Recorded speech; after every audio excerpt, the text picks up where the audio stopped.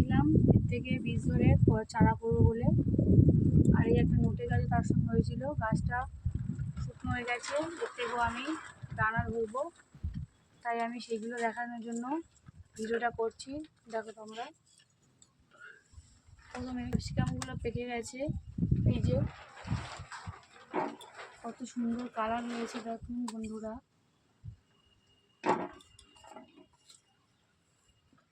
একে একে সব ক্যাপসিকামগুলো আমি তুলে নিলাম। আর এই দেখুন আবার কিন্তু নতুনভাবে ফুল আসছে,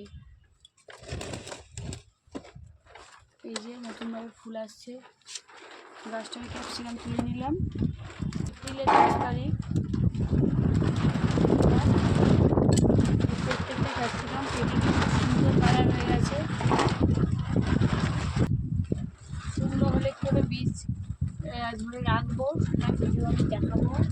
আর এদিকে এই মোটর শাকটাও আমি আস্তে করে তুলে নিচ্ছি, কারণ এ নাড়ালেই বীজগুলো পড়ে যাবে। এর মধ্যে ছোট ছোট কালো কালো অসংখ্য বীজ কিন্তু রয়েছে, আমি আস্তে করে রাখলাম। দিয়ে যে বীজগুলো থাকে, একটা নোটে শাকে রান্না হয় না, তাই ভাবলাম একটা থেকে অনেকগুলো বীজ আমি কীভাবে করে দেখাই। এই যে কালো কালো ছোটো ছোটো বীজ, এই যে কালো কালো বীজ ছোটো ছোটো পড়েছে।